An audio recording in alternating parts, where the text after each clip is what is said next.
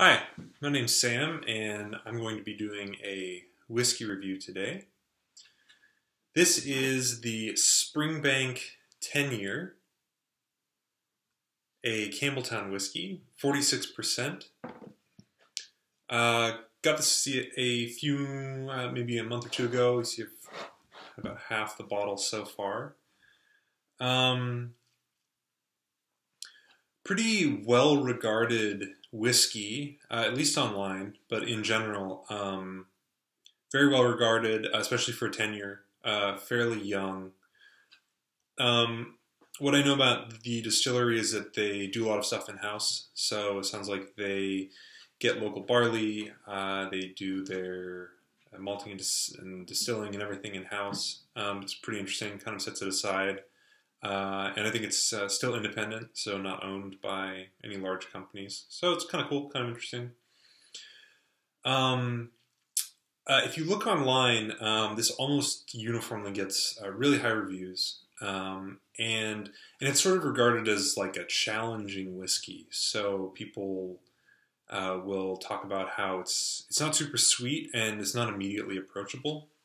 Um, I was kind of excited to try it because a lot of the whiskeys I've been getting, especially over the last year or so, have been fairly sweet, fairly straightforward. And I was looking forward to trying something pretty different. So here is the whiskey. Uh, Fairly light in color, which I assume, and I think it says there's no artificial coloring and it's not chill filtered. It says on the back, which is cool. Very natural. So on the nose, and sort of every time I've smelled this, or every time I've had this over the last month or two, it's been a little different. So for instance, the first time I tried it, I really noticed the smoke and the peat.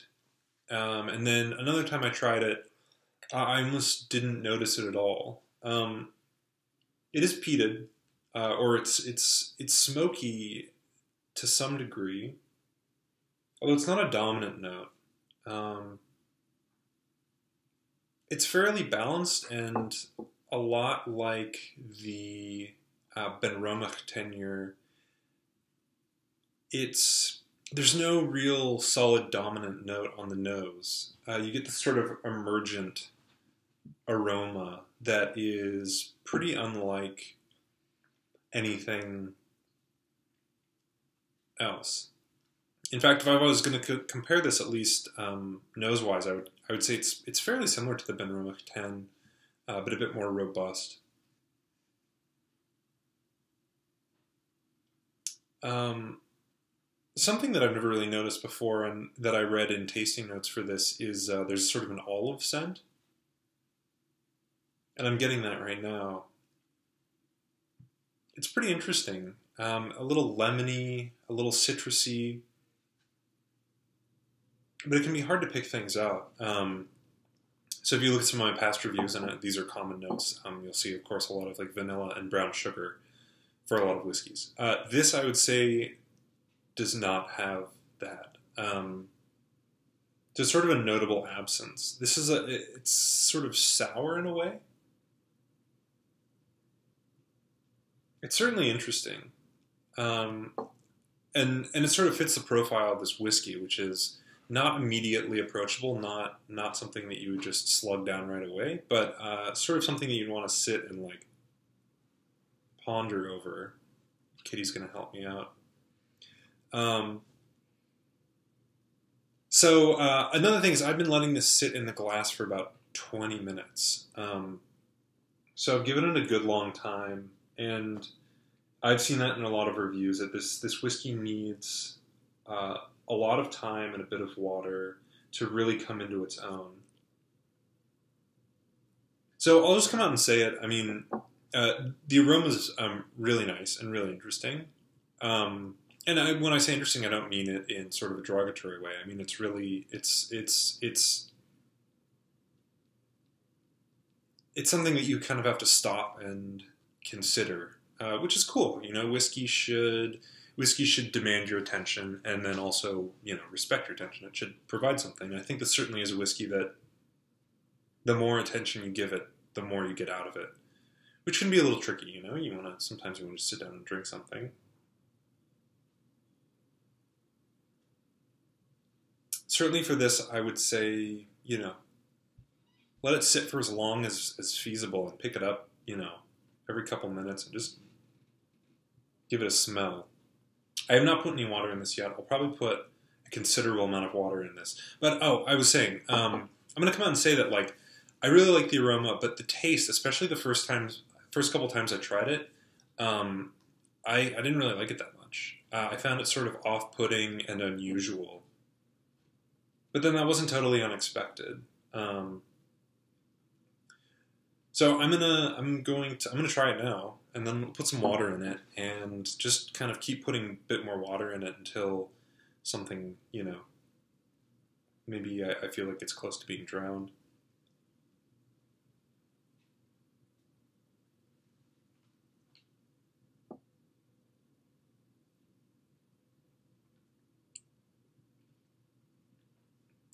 So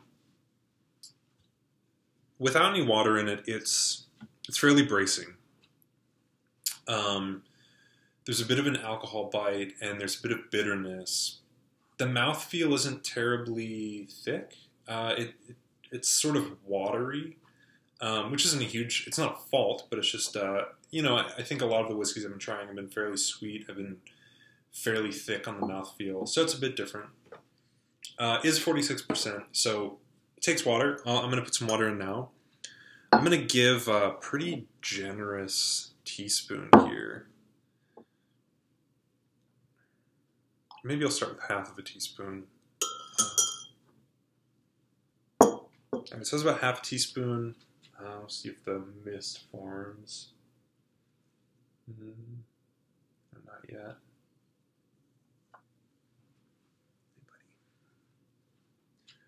So, nose-wise, it has changed a bit. It's a bit of toffee, a bit of baked goods, sort of light butteriness comes out.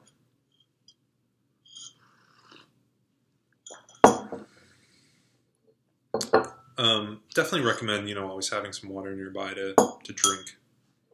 Kind of refresh your palate a bit. I'd say that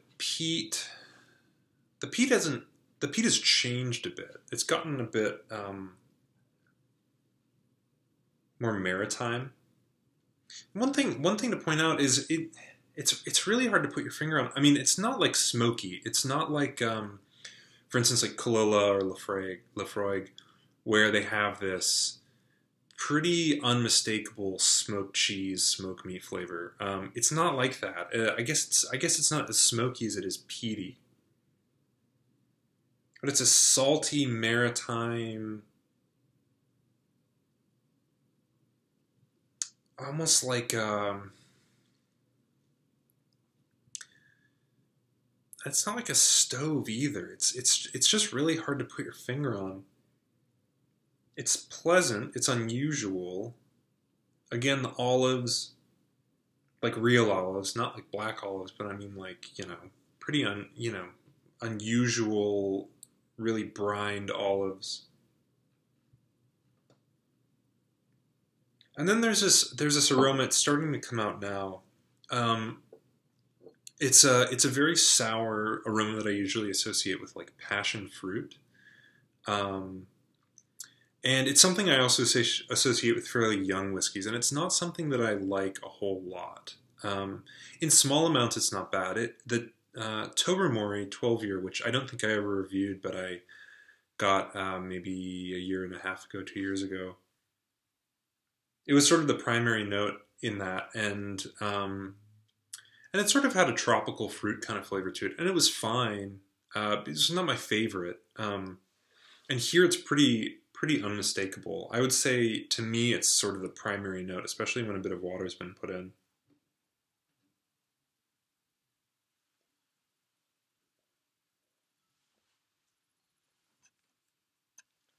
So the peat's kind of taking the foreground on the palate now.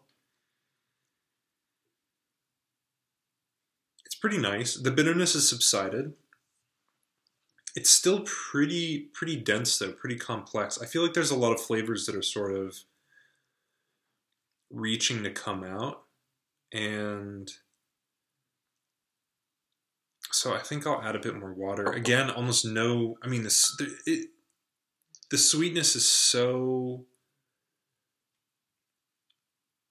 It's a little bit sweet, but I mean, it's very minor. Just enough to sort of keep you going. So another couple drops that I'll throw in here.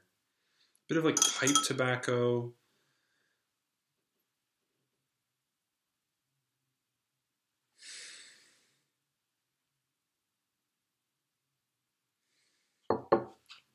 A little woody. So like fresh cut pine boards. A bit more water in it. So it's really that sourness now.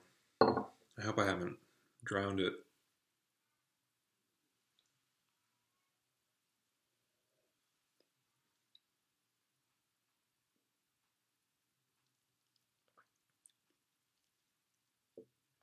So I've heard folks refer to salt and vinegar.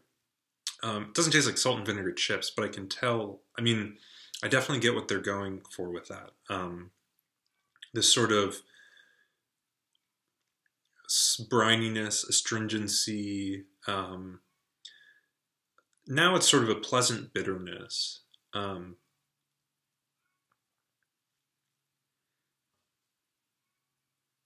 am liking this now. And, you know, with a lot of the bottles that I've tried, I mean, the first couple glasses are just sort of exploratory, and it's really when I get towards the midst of the bottle that I really start to figure out what's going on and enjoy it. This has taken me a bit longer though, because there's just a lot going on, and it's unusual, which it's a great thing. It's a good thing. It's good. It's unique. It's interesting. It's unusual. It's totally different from your Macallans and your Glenfiddichs and your Deanstons and so on. I mean, it's its own thing. So it's sort of like a mix of like citrus and sort of butteriness. And then that brine. I mean, it's like every time you smell it, there's sort of something different going on.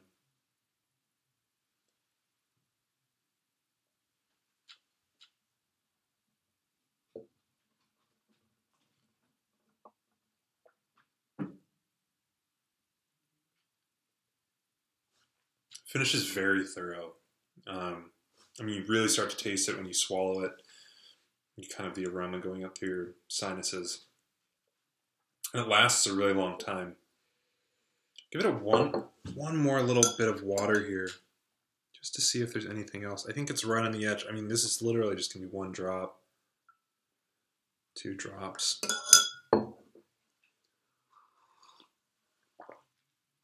It really does just keep going.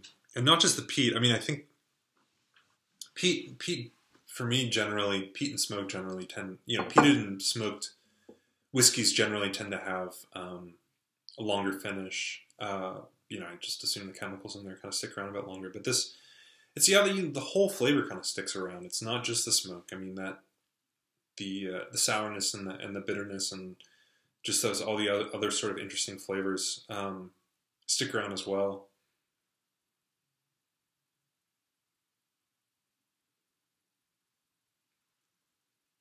So it's got almost like a Parmesan flavor.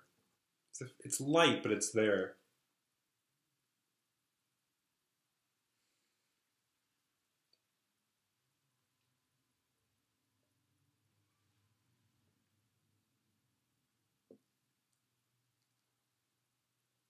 sourness. There's that that passion fruit, tropical, citrusy fruits.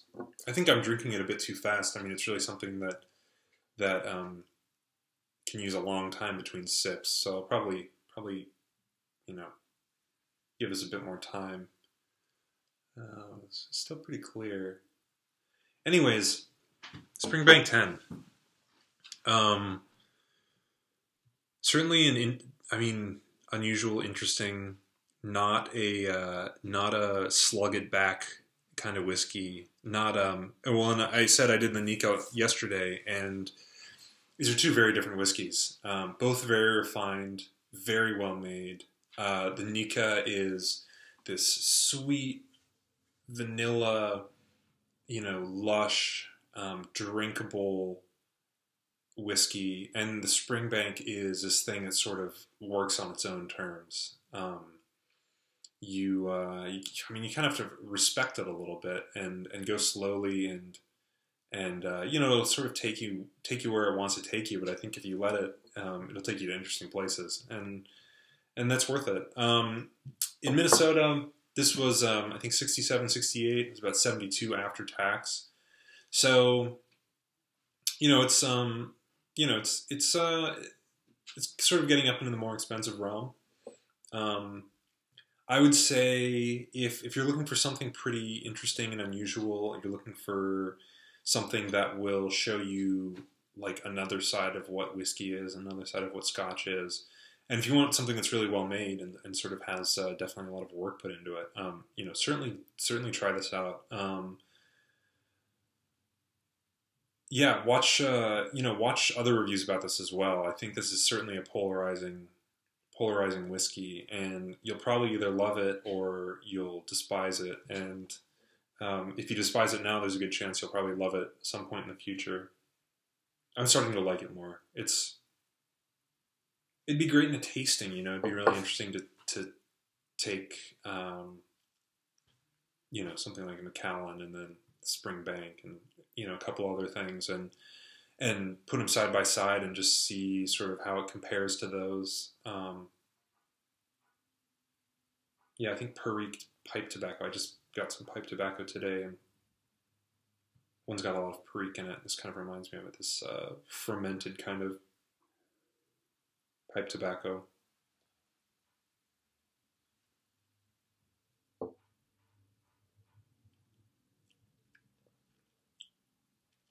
Yeah, definitely smoothed out. Really glad that I gave it as much time as I did.